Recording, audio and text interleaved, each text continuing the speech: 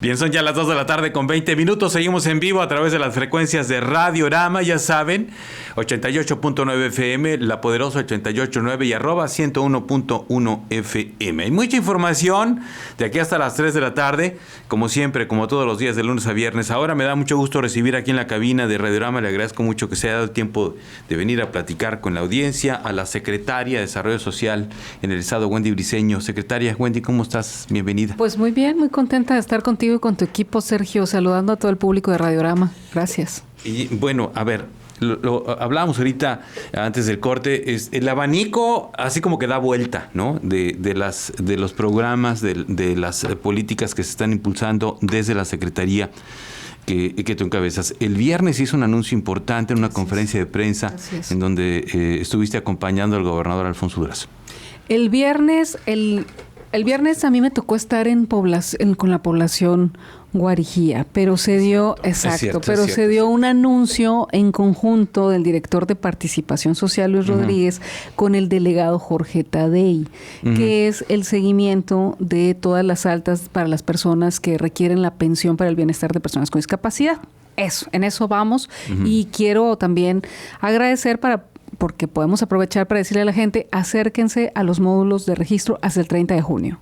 Fíjate que es importante, ya en ese tipo de momentos y de programas, pues son muchos de orientación, ¿no? De estarle diciendo a la gente, de estarle repitiendo quiénes son los beneficiarios, a quién están dirigidos, cuáles son las fechas, los lugares, en fin, todo esto. Así que adelante con esa parte. Muchísimas gracias. Pues recordar que la pensión es un programa federal, pero que en esta administración, por un convenio que firman el gobernador Durazo con el presidente Andrés Manuel López Obrador, bueno, se concreta y hay un recurso estatal que etiquetamos también para fortalecer la pensión. Etiquetamos 100 millones de pesos para fortalecer la pensión. Entonces, está abierto el registro desde el día 6 hasta el 30 de junio. Está abierto, hay módulos, la información de los módulos más específicos, porque hay varios aquí en Hermosillo y hay en todo el estado, quiero decirles, está publicada en las páginas, por ejemplo, lo pueden encontrar en el Facebook, tanto de la Secretaría de Bienestar Federal como de la Secretaría de Desarrollo Social. Está en las páginas también, cdson.gov.mx. Pueden encontrar ahí dónde acercarse. ¿Qué se necesita? Bueno, pues sí es muy importante aquí tener un certificado de discapacidad.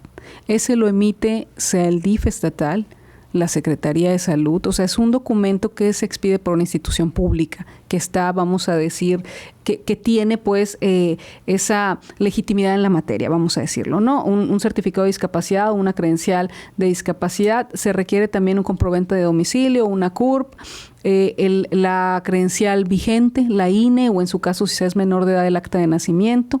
Ese tipo de documentos son los que se solicitan y van a recibir. Primero, estás en el estatus de solicitante del programa. Después se te confirma y ya que se te confirma, se recibe la pensión, que es de 2,800 pesos cada 2 meses. Es cada 2 meses. Cada 2 meses, es bimestral. Bien, entonces ahí está el rango de edades de beneficiarios. Bueno, eso es importante. Precisamente el convenio que se suscribió fue para ampliar el rango de edad. El programa originalmente es de 0 a 29 años. Con casos excepcionales fuera de esa edad, pues por casos de extrema pobreza sobre todo.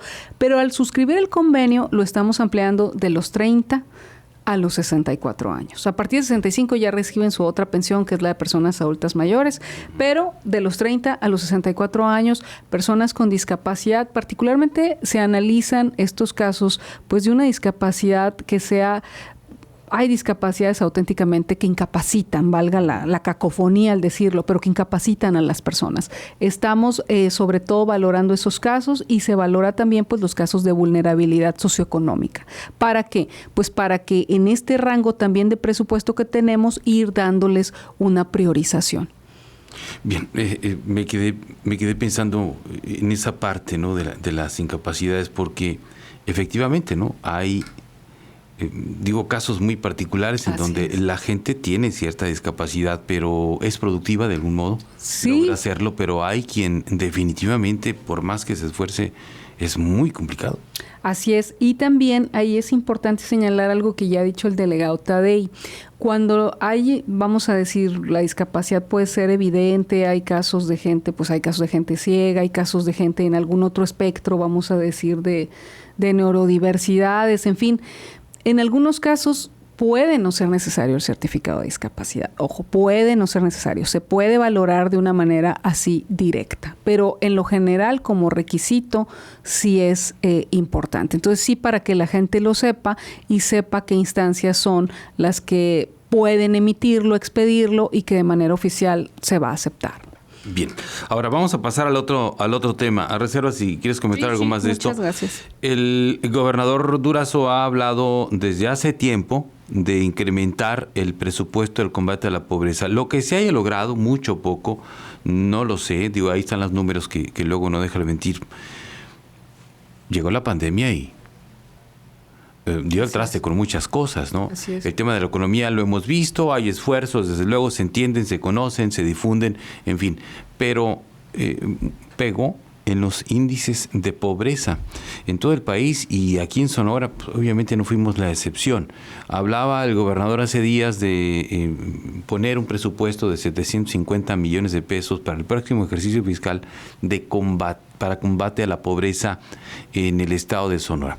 A ver, me gustaría que tú como secretaria desmenuzaras esos 750 millones de pesos, ese anuncio.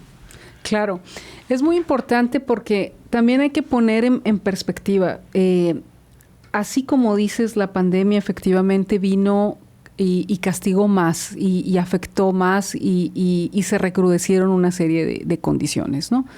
En ese mismo, por ejemplo, en pobreza, pero también se perdieron, vamos a decir, participación de mujeres en ámbito laboral, muchas insertas, se retrocedió incluso en ese también porcentualmente. Fue algo que pegó a nivel mundial. Obviamente vemos pues las consecuencias en lo nacional y en lo local, en lo inmediato que nos toca. Sí. Se retrocedió en varios temas porque pues necesariamente fue difícil pues en muchos sentidos. Se recrudecieron violencias, lo que se ha abordado. Sí. Entonces sí es muy importante abordarlo también con la seriedad y con las políticas públicas necesarias. En el caso de Sonora, no solamente el tema de la pandemia, hablando de pobreza, Sergio, también se ha manejado de pronto en algunos gobiernos la percepción de que Sonora no tuviera pobreza. Sin embargo, sí existe la pobreza, existe y tenemos también muchas poblaciones en condición de vulnerabilidad que han vivido pues abandonos históricos, y no lo digo como mera retórica. Platicábamos cuando mencionaba hace un momento de visitar a la población guarijía, pues te estoy hablando de etnias que están verdaderamente en una condición de muy alta vulnerabilidad, pero la vulnerabilidad no empezó hace unos meses o hace poco tiempo. No, eso tiene muchos años. Son abandonos de muchos años que se tienen que revertir con inversiones importantes, con programas importantes, con acciones coordinadas.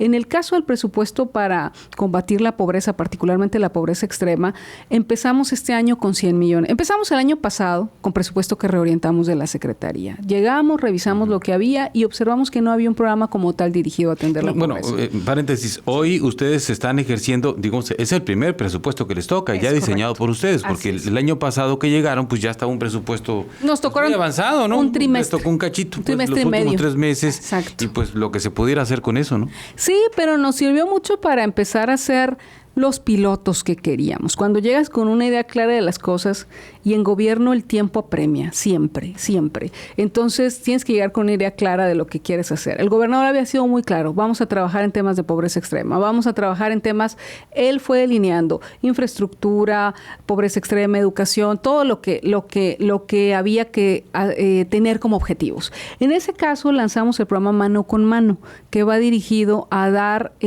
a otorgar un apoyo económico a personas que viven en pobreza extrema. Este año estamos ejerciendo 100 millones de pesos. Y respecto a ese programa es que el gobernador ha anunciado aumentarlo a 750 millones de pesos. 650 más, correcto, de un año a otro. Así es, así es. Eso es un presupuesto muy importante. Por eso es muy importante que todo este año, así como lo llevamos, vamos a decir, se han hecho levantamientos casa por casa. Debo decírtelo, casa por casa. No es que esperemos que alguien lleve un listado. Mira, la política social de muchas maneras también en muchos momentos se ha pervertido.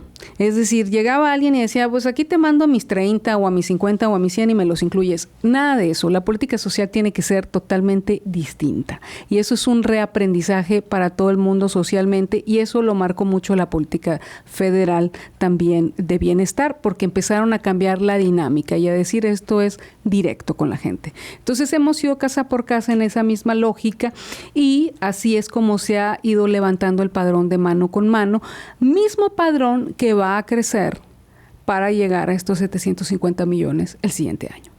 Bien, ¿qué tipo de pobreza? Hace años yo siempre, es algo que a mí siempre me da rasquera decirlo, que en este país hay tantos pobres que hasta los tenemos que clasificar. Entonces, te tengo que preguntar, ¿qué tipo de pobreza es la que se puede combatir con este presupuesto? Así es, la pobreza extrema. ¿Qué es la pobreza extrema? Es no poder solventar, vamos a decir, las carencias o las necesidades más bien, no puede resolver incluso las necesidades más básicas. Una atraviesa por lo alimentario, ¿no? Una atraviesa por lo alimentario, es decir, por tener que comer, que me preocupo porque no sé cómo voy a resolver qué voy a comer en este día y qué va a comer mi familia, mis hijos, mis hijas, no sé cómo lo voy a resolver. Esa es una que es primaria. Obviamente atraviesa por temas de vivienda. Si se tiene o no una vivienda como tal, estamos visitando y haciendo levantamientos para otro de los programas que tenemos, que se llama Habitación Propia, de poblaciones, por ejemplo, desplazadas de sus territorios por un tema de buscar otras condiciones económicas, pero pues han levantado viviendas de hule negro, por ejemplo. Entonces ahí tenemos que hacer una intervención inmediata con un cuarto dormitorio como parte de los programas de la Secretaría, pero que abarca también pues vivienda, vestido, otra serie de servicios que podríamos dar ya por sentado, el acceso al drenaje, el acceso al agua, el acceso a la luz. Bueno, pues tener una serie de carencias, empezando por esta básica que decimos del alimento, tiene que ver con la pobreza extrema. Y en el Plan Estatal de Desarrollo dice que para el 2027 Sonora habrá erradicado la pobreza extrema. Es un reto muy importante y un compromiso muy alto que está haciendo el gobernador, y sobre eso vamos. Creo que es un tema que da para muchísimo. Y creo que el brinco de 100 a 750 millones de pesos de un año hacia el otro ejercicio fiscal sí vale la pena escarbarlo, ¿no? Por supuesto. Es decir, irlo desmenuzando, ir viendo hasta qué punto se puede combatir. Bueno, es la pobreza extrema. Bien, ahora, ¿hasta qué punto se pueden sentar las bases para no regresar? Es correcto. Sí. Totalmente. Porque ustedes pueden resolverlo. Y reorientan el presupuesto, y desde luego que eso está muy bien, ¿quién lo criticaría? Pero, y después, hacia adelante. Ahí, mira, fíjate que es un tema precisamente muy importante, y dicho así, parte de lo que sucedió con la pandemia, volviendo a ese punto, es que hubo gente que había, así como lo dijiste, pues hay una clasificación, porque sí existe, ¿no?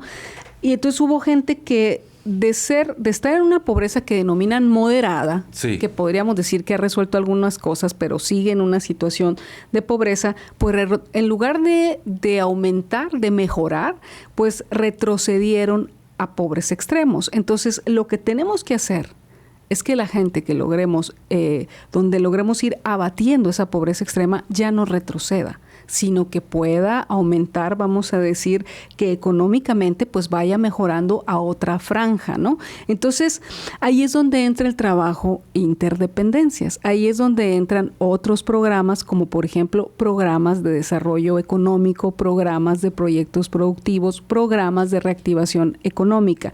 Hay, por decirte, varios ejemplos. Uno, el gobernador ha hablado de temas de infraestructura, que ahí de manera importante pues se detona también y hay una reactivación económica importante. Otro que se le está apostando en los municipios, que también es importante señalarlo, los temas de turismo. Es decir, que haya una derrama económica también localmente por esos temas. Otro que está viendo tanto la Secretaría de Economía como la propia Sedesón son programas que apuestan por el desarrollo económico. Por ejemplo, nosotros tenemos uno que se llama Las Jefas.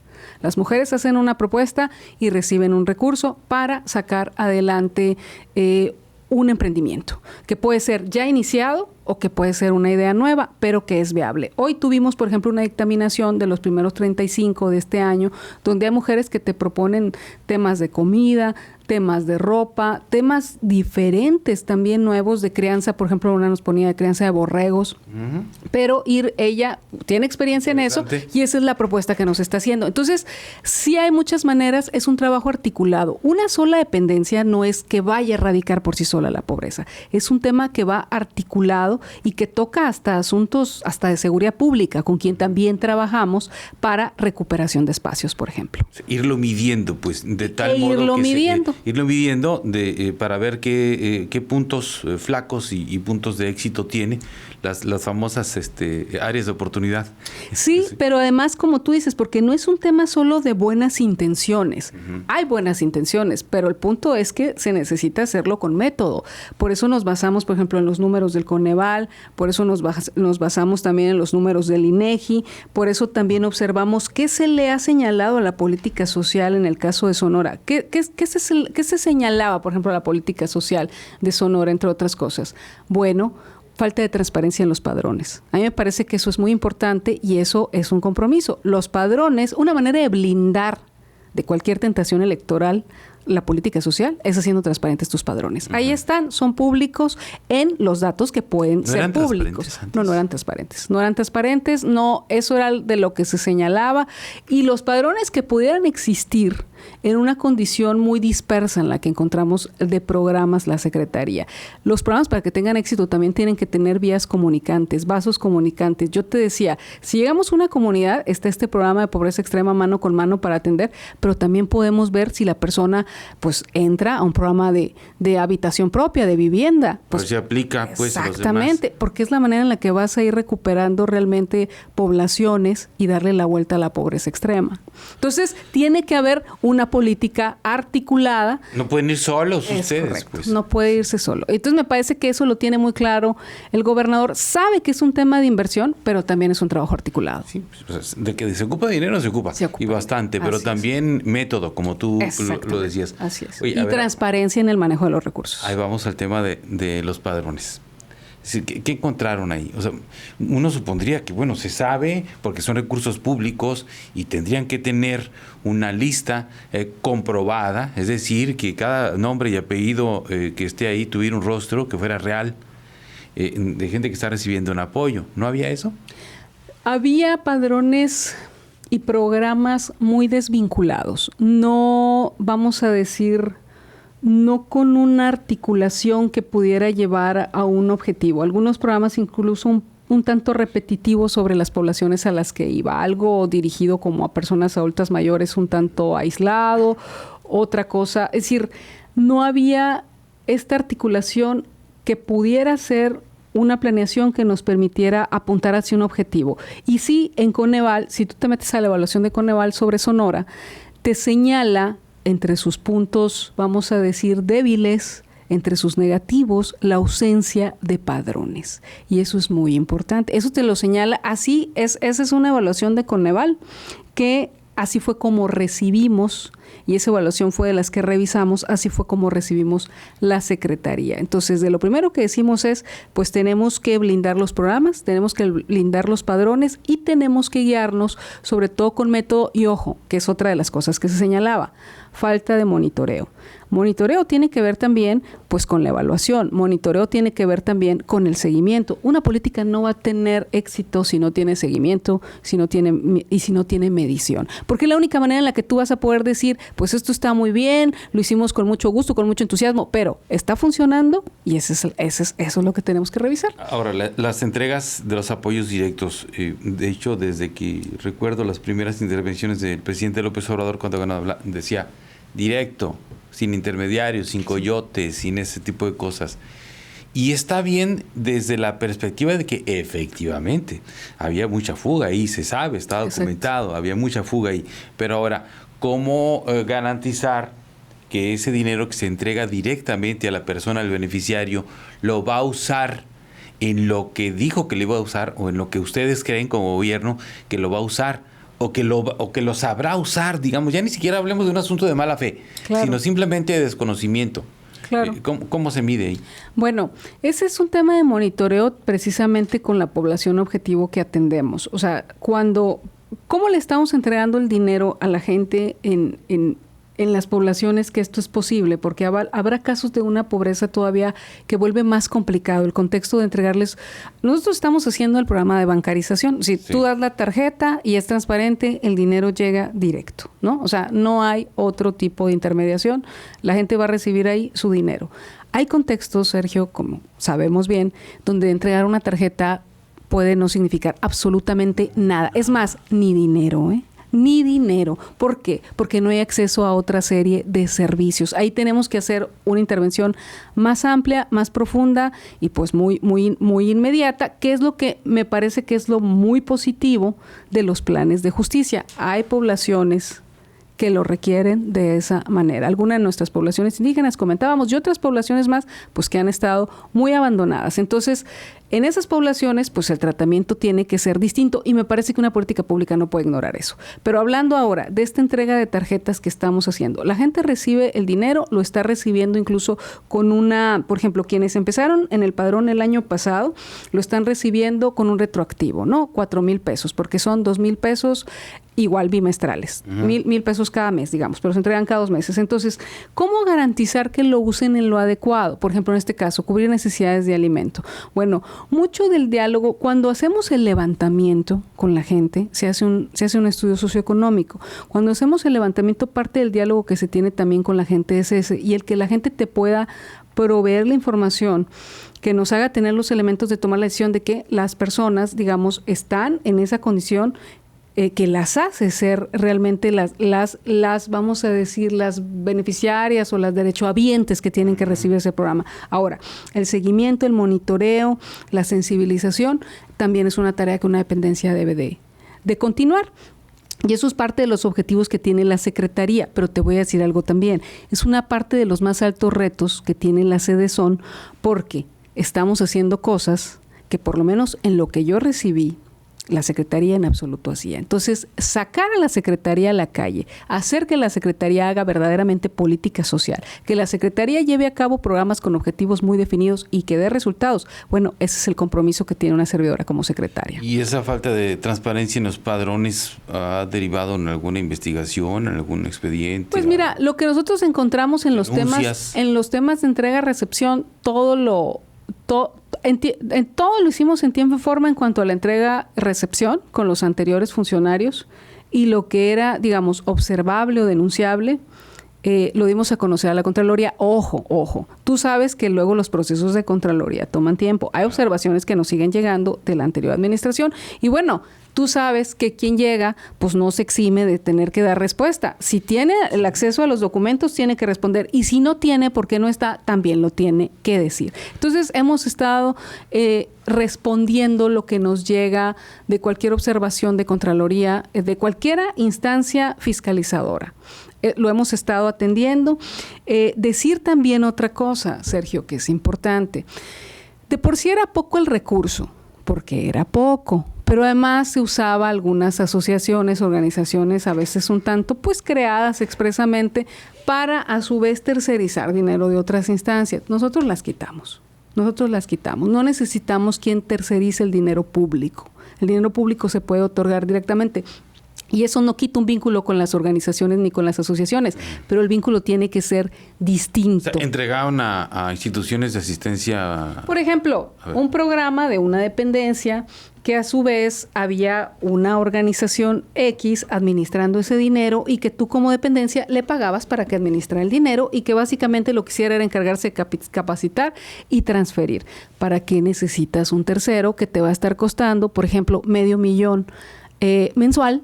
$500,000 mensual, ¿para qué lo necesitas cuando ese dinero se puede ir a otros programas? Yo creo que no lo necesitas. Entonces, eso es parte de lo que tú observas. Dices, bueno, si el recurso es poco, hay que usarlo bien. Y usarlo bien es usarlo como parte de un proyecto, de un programa, de un plan que tenga un impacto directo de beneficio a la gente. Bueno, digo, el propio gobernador lo dijo desde el principio, ¿no? A ver, no vamos a andar, vamos a denunciar lo que se tenga que denunciar en su momento, lo que se encuentre, porque si no, eso va a ser una fiesta, ¿no? Casi lo decía así, va a ser una pachanga de acusaciones y no va a tener caso. En el caso de las observaciones que llegan, pues no es que tengas la culpa, sino que eres responsable en tanto eres titular del área señalada, ¿no? Así es, así es. Así de simple. Así de simple. Y estamos respondiendo lo que se tiene que responder y lo que pues con los elementos con los que se cuenta, esto es lo que hay para responder eso que tú me estás preguntando. Wendy, me quedan unos 3 o 4 minutos. El cuarto ya, Claudia me está viendo feo, pero es importante este tema, el tema de el vínculo con los grupos originarios. Sí. Sí. Digamos en orden de prioridad, yo no sé si te voy a meter un aprieto si les pones prioridades a cada uno de ellos, pero yo sí los veo diferentes, a los yaquis, a los seris, a los guarijíos, con un orden de necesidades muy distinto. Tú mismo lo acabas de explicar, algunos que ni con dinero ni con tarjeta, es tan profundo lo que está pasando ahí. Tienes que hacer una intervención diferente. Que la intervención debe ser diferente. Digamos, ¿cuál es el orden de prioridades ahí? Bueno, fíjate que te lo voy a responder de esta forma y porque además es honesto lo que te voy a decir. Estamos trabajando a la par. El plan de justicia ya aquí empezó hace más de 2 años. Lleva mucho avance. Entonces, ese ya va caminando. El plan de justicia COMCAC, el que es el SERI, pues empezamos hace unos meses, ya tenemos el documento, como bien sabes, vino el presidente. Uh-huh. Ahora a la par estamos trabajando con guarijíos y con mayos, a la par de ir revisando acuerdos del plan de justicia COMCAC. Es decir, estaríamos en 3... en paralelo, en 3 carriles. Exactamente. Estamos en 3 carriles, que también es un alto compromiso, junto con dependencias federales encabezadas por el INPI, que es la dependencia, vamos a decir, que lleva la batuta en todo esto, más Adelfo, dependencias, ¿no?, estatales. Adelfo, exactamente. Entonces, estamos trabajando en revisar todas las necesidades para empezar a tomar acuerdos diversos con las autoridades tradicionales. Aquí es muy importante, Sergio, hablar de que ha habido un diálogo pues muy, muy activo con las autoridades tradicionales y también nos hemos vinculado con las comunidades pues de diferente forma. Por ejemplo, para el programa de las jefas, las mujeres seris, varias presentaron proyecto y varias pues van a poder participar de forma directa también en estos proyectos. Entonces hay diferentes dimensiones, pero te puedo decir que estamos trabajando a la par. Bien, en el de la Nación Seri, parece que se había atorado en el tema de los permisos de caza del borrego cimarrón, que ellos se negaban a dejar de otorgar esos permisos. ¿Eso sí sucedió?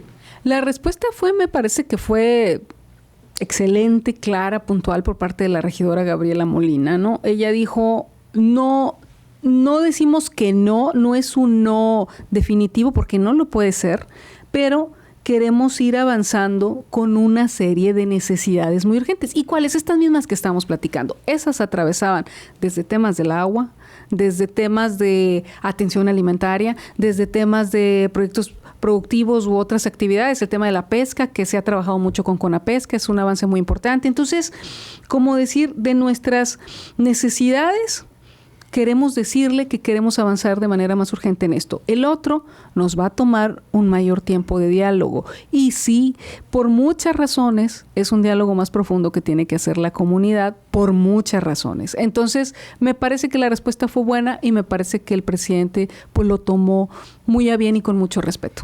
Sí, bueno, bajo la lógica de nosotros, que no es la lógica de ellos, la de ellos es muy, muy distinta. Ellos ven la vida, las cosas, las ven de manera muy diferente. Pero bueno, o sea, no puedo renunciar a lo que me está dando si todavía no tengo lo que tú me estás ofreciendo. Sí, pero además es muy...